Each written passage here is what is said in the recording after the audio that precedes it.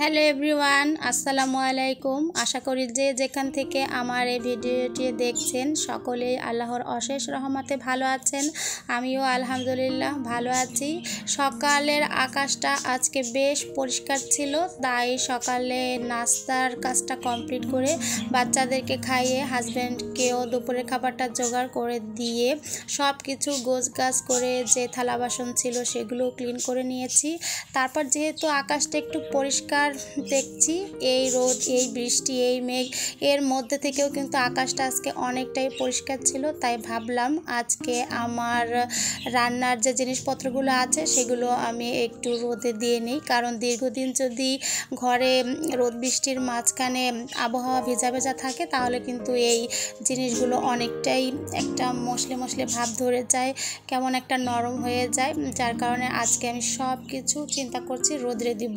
এজন্য কিন্তু প্রথমেই আমি এই যে আতপ চালগুলো একটা প্লেটে ঢেলে নিলাম। আমাদের এদিকে এগুলোকে বলে সেনি। তো এই সেনির মধ্যে আমি চালগুলো ঢেলে নিয়ে একটু ছড়িয়ে ছড়িয়ে দিলাম, যাতে এর ভিতরে যদি কোনো ঠান্ডা ঠান্ডা বা ভেজা ভেজা ভাব থাকে তাহলে কিন্তু এগুলো অনেকটা কেটে যাবে।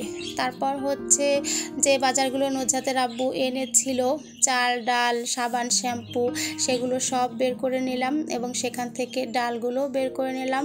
মুগ ডাল, মসুরের ডাল এগুলো সবসময় আমার ঘরে থাকে। আর কিছু শুকনো ঝালও এনেছিল, সেগুলোও একটু রোদ দিয়েছিলাম, যার জন্য ওই প্লেটটা বড় হয়ে যায়, এজন্য ট্রান্সফার করে ছোট একটা প্লেটের মধ্যে নিয়ে নিলাম। এরপর নিয়ে নিচ্ছি মসুরি ডাল। মুগ ডাল আর মসুরি ডালটা হচ্ছে কি আমাদের ঘরে সবসময় একসঙ্গে করে রান্না করি, সেটা পেঁয়াজও তৈরি করি বা এমনি খাওয়ার জন্য যে ডালটা রান্না করি সেটাও কিন্তু আমি মিক্সড করে রান্না করি। দেখা যাচ্ছে 2 কাপ মসুরি ডাল দিলাম, তার সঙ্গে 1 কাপ মুগ ডাল দিলাম, এভাবে মিক্সড করে রান্না করি। সেগুলো একটু রোদে দিয়ে নিলাম। তারপরে হচ্ছে তেজপাতাও আমার খুব একটা প্রয়োজন হয় যে কোনো মশলায়, তারপর হচ্ছে পিঠে তৈরি করতে, তারপর চায়ের মধ্যে, এই সব কিছুতেই আমি ব্যবহার করি, যার কারণে কিন্তু তেজপাতাগুলো রোদ দিয়ে নিলাম।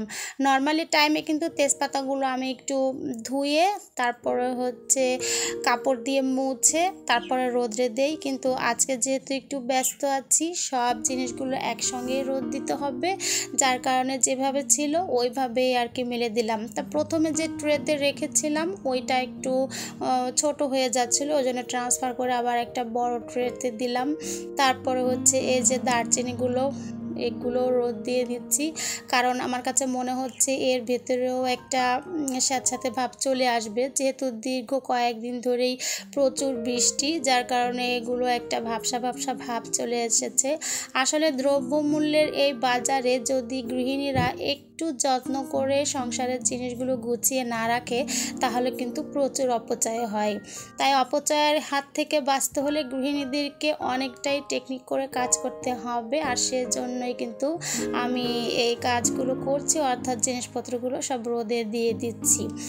আর এরপরে হচ্ছে আমি এই যে কাপড়গুলো ওয়াশ করে নিলাম, যেহেতু অনেকদিন পরে রোদ উঠেছে তাই প্রয়োজনীয় কাপড় ছাড়াও এক্সট্রা যে কাপড় চোপড়গুলো আনলা ছিল সেখান থেকেও অনেকগুলো কাপড় ধুয়ে এই যে স্ট্যান্ডের মধ্যে ঝুলিয়ে রেখেছি। পানি টপ টপ করে ঝরছে, তো পানি কিছুটা এখান থেকে ঝরে গেলেই তারপরে হচ্ছে এগুলোকে আমি আবার রোদে দিয়ে দিব। তো কিছুক্ষণ পানি ঝরার পর অনেকটা পানি কাপড় থেকে পড়ে গিয়েছে। এবার হচ্ছে সব কাপড়গুলো বালতিতে করে একে একে নামিয়ে নিচ্ছি, তারপর হচ্ছে বেলকনিতে চলে আসলাম কাপড়গুলো রোদ দেওয়ার জন্য। তো আমাদের যেহেতু 3rd ফ্লোর, বেলকনিতে হচ্ছে এ মাথা থেকে ও মাথা অর্থাৎ এক জানলা থেকে অন্য জানলা পর্যন্ত পুরো বেলকনি ঘুরিয়ে রশিটা বেঁধে নিয়েছি।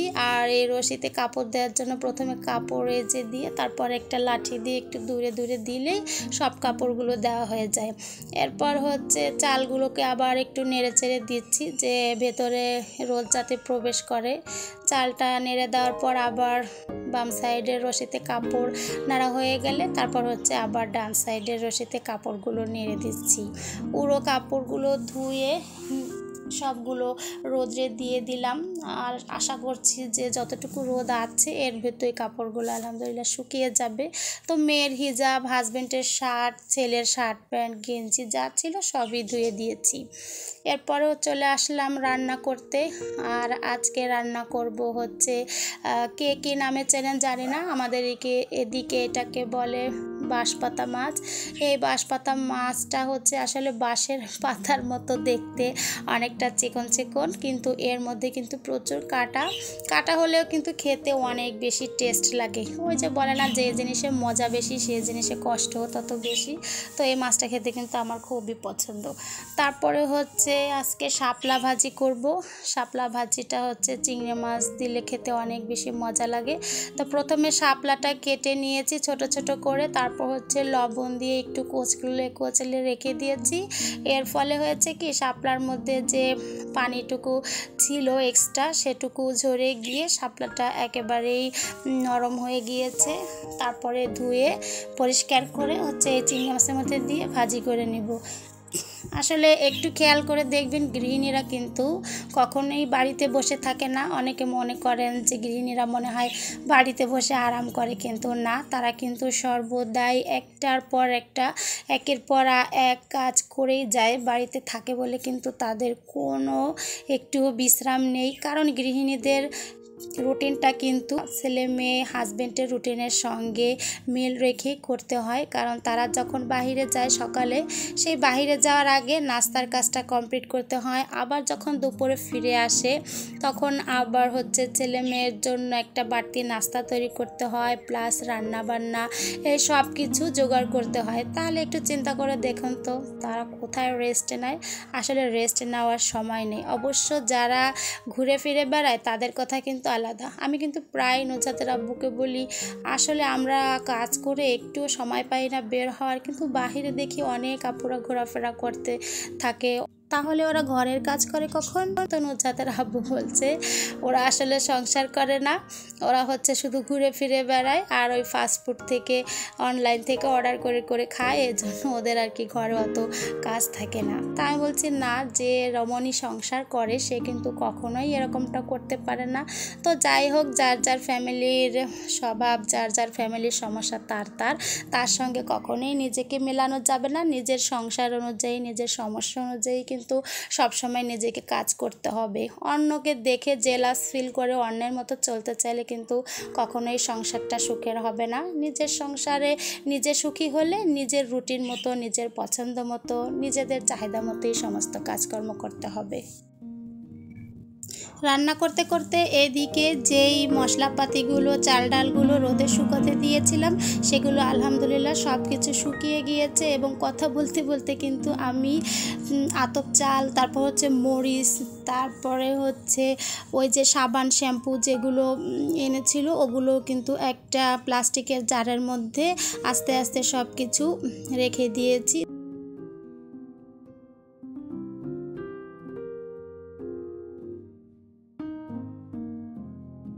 এরপরে হচ্ছে আমি এখন তেজপাতাগুলোকে একটা জারের মধ্যে রেখে দিব। নর্মাল টাইমে কিন্তু আমি তেজপাতাগুলোকে কেটে কেটে একটু ছোট ছোট করে রাখি, কিন্তু আজকে যেহেতু কাজ বেশি তাই মোটামুটি আস্তে আস্তেই করে রেখে দিচ্ছি। পরবর্তী সময়ে ছোট ছোট করে কেটে নিব। তাতে হয় কি, রান্নার সময় আমার এগুলো ইউজ করতে সুবিধা হয় এবং অনেকটা তাড়াতাড়িও হয়। এরপর হচ্ছে আমি দারচিনিগুলোকে রেখে দিব। আর দারচিনি হচ্ছে আগে থেকেই বাসায় ছিল। তারপরে হচ্ছে নুজহাতের আব্বু আবারও দারচিনিটা নিয়ে এসেছে আলহামদুলিল্লাহ। অনেক সময় হয় না, যতটুকু বলে দেওয়া হয় হাজব্যান্ডদেরকে ততটুকুই আনে, অনেক সময় কম আনে, অনেক সময় আনেই না। কিন্তু আলহামদুলিল্লাহ নুজহাতের আব্বুর ক্ষেত্রে কিন্তু কখনোই তা হয় না।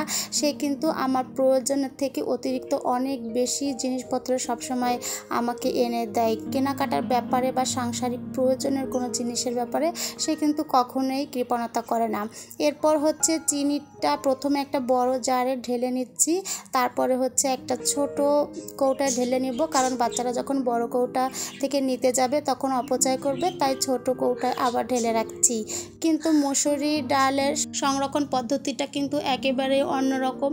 শুধু রোদে দিয়ে দিলেই হবে না, এর সঙ্গে কিন্তু আমি অনেকটা সরিষার তেল মেখে রাখছি, কারণ গতবার আমি আসলে বাড়িতে চলে গিয়েছিলাম আর আমার হচ্ছে এই ডালগুলো রোদে দিতেও অনেকটা খেয়াল ছিল না, যার কারণে কিন্তু আমার অনেকগুলো ডাল অপচয় হয়েছে, মানে নষ্ট হয়ে গিয়েছে। তাই কোনো জিনিস সঞ্চয় করতে না পারলেও যেন নষ্ট না হয় সেদিকে খেয়াল রাখতে হবে। এজন্য কিন্তু আমি সরিষার তেল মেখে রেখে দিয়েছি, যতদিন প্রয়োজন ততদিন খেলেও কিন্তু খুব একটা সমস্যা হবে না, ডালটা একেবারেই নষ্ট হবে না। আপনারা চাইলে ফ্রোজেন করেও রাখতে পারেন।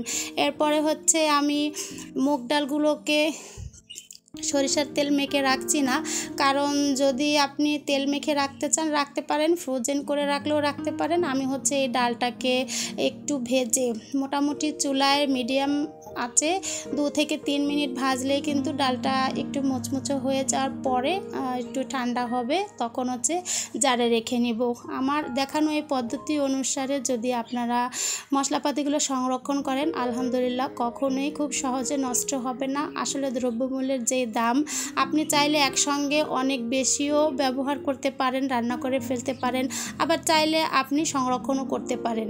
তো যতটুকু দ্রব্য সামগ্রী সংসারের জন্য কেনা হয় এখানে কিন্তু কোনো নির্দিষ্ট টাইম নেই যে এই টাইমের মধ্যে এটা খেতে হবে। আমার প্রয়োজন অনুযায়ী আমি এগুলো রান্না করতে থাকব, যখন শেষ হয়ে যাবে তখন আবার এনে নেব। কিন্তু ওই যে কখন শেষ হবে সেই পর্যন্ত কিন্তু বসে থাকলে হবে না, এগুলোকে সংরক্ষণ করতে হবে।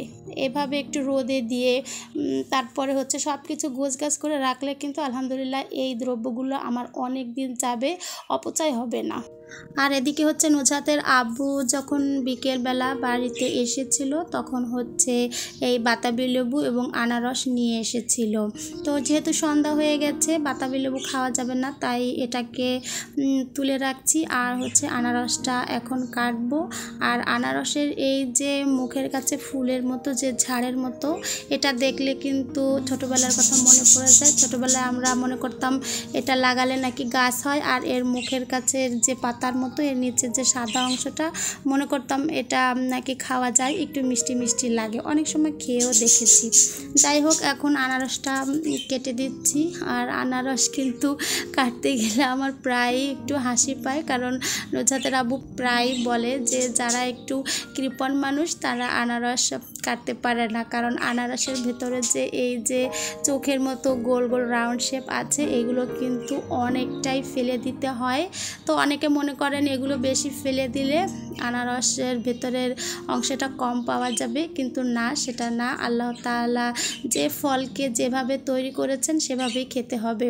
এই ফলের অধিকাংশ অংশটুকুই কিন্তু ফেলে দিতে হয়, ওভাবেই আল্লাহ তাআলা তৈরি করেছেন, আর ওভাবেই কিন্তু আমাদেরকে ফেলে খেতে হবে।